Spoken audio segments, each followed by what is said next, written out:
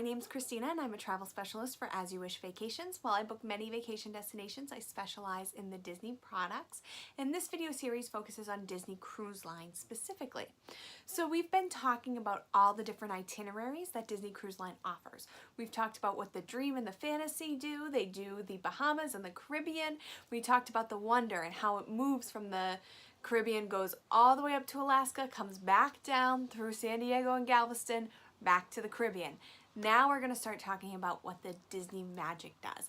And these are some of my favorite itineraries and the ones that I want to do the most. So what the Disney Magic does is it's in the Caribbean for the winter months, and then it heads to the Mediterranean. It also does Northern European cruises, then it has to come back, does some New York cruises before going back to the Caribbean. So today we're talking about the Transatlantic cruises. So I know that that might not be everyone's cup of tea, so let me just tell you a little bit about what a Transatlantic cruise is. It's exactly as it sounds, Transatlantic, it crosses the Atlantic. So you have two options here. In May, you can cross it eastbound, so going from Miami over to Barcelona, and then in September you could go from London to New York. So those are your two options each year. So that's it. There's only two. This is going to be a pretty short video because there's not a ton of itineraries to talk about, but there's a lot of ports that go with these and a lot of sea days. So these are definitely not a good option if you have limited vacation, but they are really well priced in terms of cost per day. So they're probably similar to a 7-night in the Caribbean in terms of cost, but you're on the ship for 11 or 13 nights depending. So you're getting more nights for less money. They're not cheap by any means, but you're getting a better cost per day per person. Okay, so who is this for? This is for someone who wants to go visit Europe and doesn't like to fly. So this is a great way to get over there. It's also great for people who love the sea days on the ship. So it is the Atlantic, so you're not going to have a ton of really warm pool days, but May and September you could get some really good weather. You could also get some hurricane weather. So last year they did have to deviate a few times due to Maria. And some of the hurricanes that happened in the Caribbean, they did affect the Atlantic as well. So they did have to miss a port, but that's not bad. This whole 14-day cruise, you only miss one port. You still get there on time because it was a little bit more further north in the Atlantic. So let's talk about where you get to go. So the 13-night Eastbound, you leave Miami. You have 6 days of sea. So you have 6 days to explore the ship, to enjoy their activities, to do everything on the ship that you want to do. So that's movies, shows, the pool.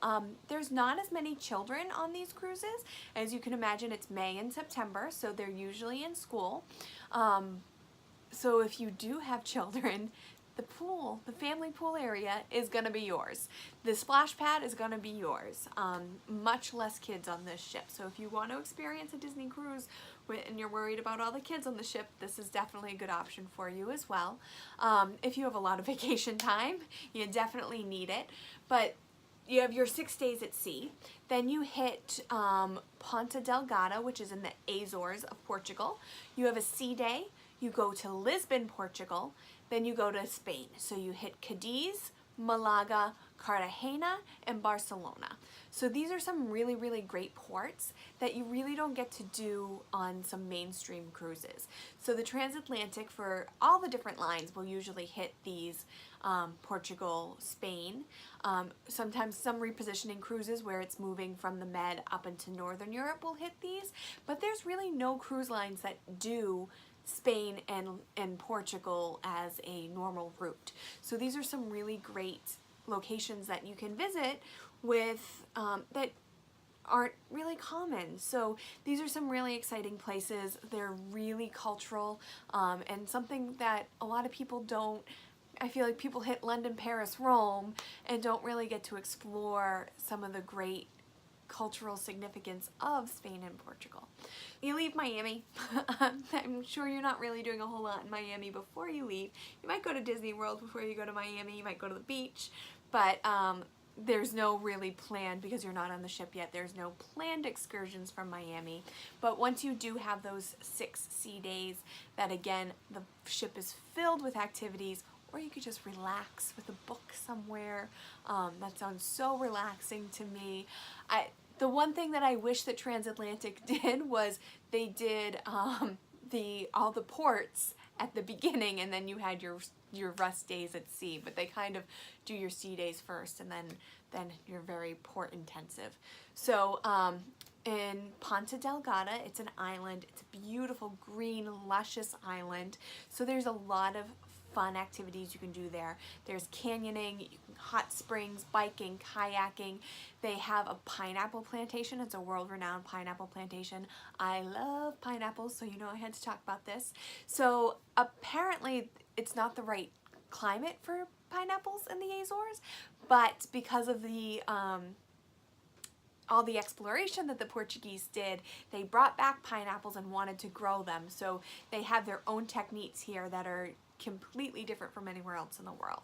So that's a really cool excursion. There's also a swimming with dolphins excursion, but it's not like the ones you're gonna get in the Caribbean, where you get dumped off into a pool with 20 other people, you get one quick swim with the dolphins. This is, you go out into the ocean and you may or may not actually get to swim with dolphins. There's gonna be dolphins there, but it's up to them whether they wanna come swim with you. Of course, dolphins are really curious, so it's a good chance you will get to swim with them, but I love the idea that you can swim with dolphins in their natural habitat as opposed to in that little tiny pool. So then you have another sea day to relax again. You move up from the Azores up to Lisbon.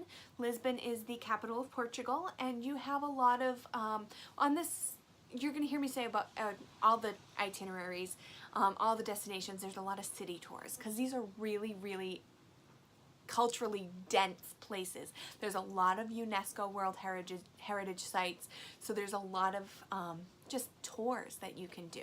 So Lisbon has this really cool thing. It's called an eco-tuk, and it's a energy efficient electric little trolley that you can see the town that way. It's very hilly, so there's also a tour with a funicular.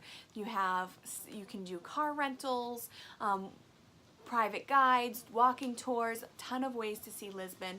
They have Europe's largest indoor aquarium at their Oceanarium Museum. So again, a lot about exploration here, because the Portuguese were big explorers, the age of exploration.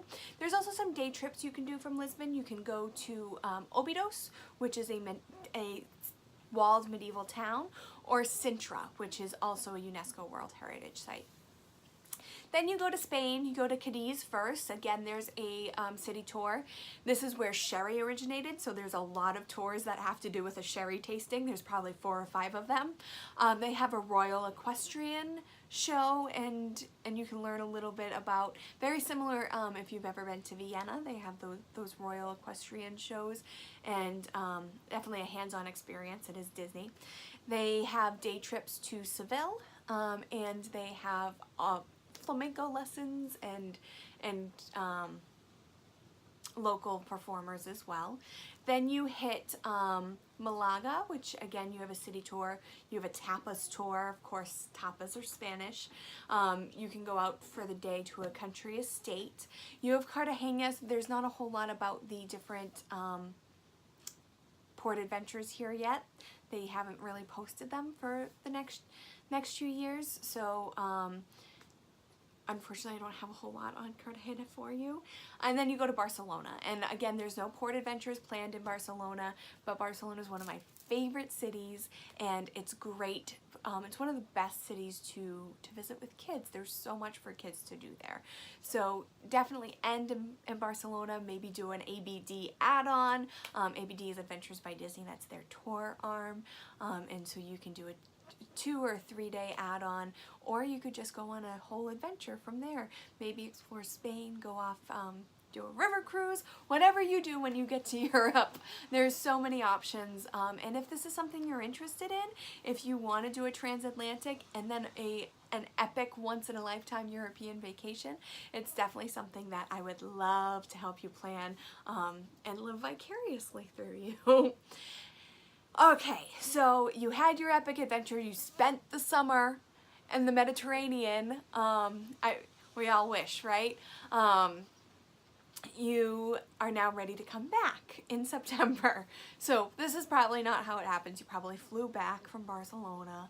But if you had unlimited resources and unlimited time and you could do the transatlantic out, maybe stay on, do the Med, do Northern Europe, do a river cruise through Germany and Czechoslovakia, you have your whole summer, you're ready to come back. It's an 11-night on the Westbound journey, and that leaves from Dover, England. So Dover is kind of the main port for London.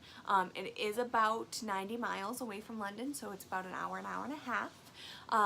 But you can start your adventure in London, either fly to London or if you're in Paris, you take the train, wherever, however you get to London, definitely spend a few days there, and that's definitely something I can help you with. I did live in London for a while.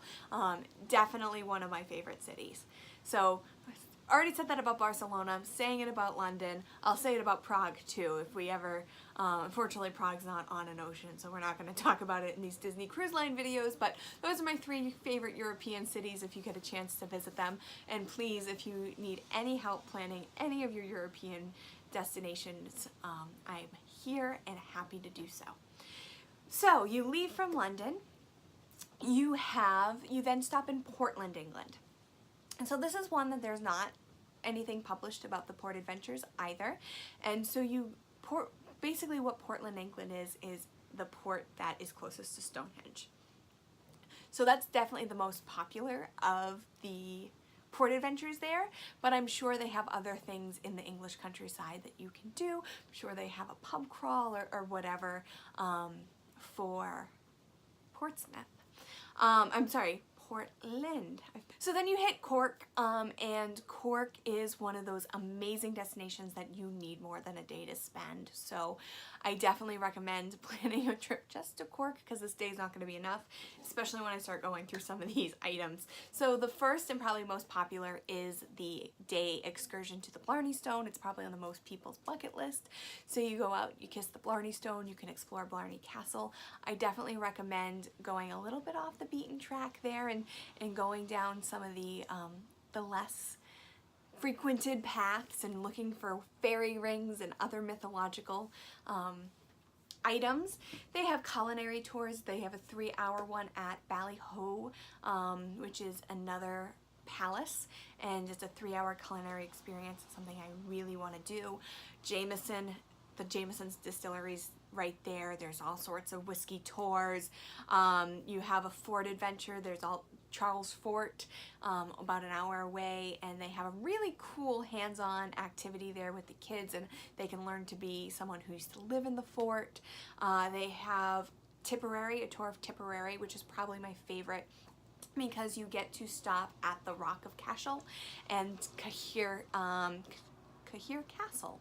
So those are probably 2 of my favorite places in Ireland to explore, take a picnic, just being there. Again, I don't think a day is enough time to split these 2 places, so you might want to plan your own Ireland adventure. I will put a link to my blog post here on planning a road trip in Ireland with kids. A lot of these places I talk about in more depth there. You have the Photo Wildlife Park. It's one I definitely talk about. And then you have a Killarney day. Killarney is another little town. It is a long day to get out there. You get to do a little bit of Kerry, you won't be able to do the whole Ring of Kerry because that takes about 8 hours in and of itself, but you can just see a lot of the sights there, spend a little time in the town of Kerry and the town of Killarney. There's a Titanic museum in Cork. But here is something that's an exclusive. If you are visiting Cork, you can go on a Star Wars aerial adventure. So you're in a helicopter, and you get to go over the Rock of Skellig and some other places that they filmed Empire. They filmed The Last Jedi and The Force Awakens. So really, really cool places. And one of the things that makes it uniquely Disney is you have someone who worked on the film crew from the Ireland team on that vehicle with you.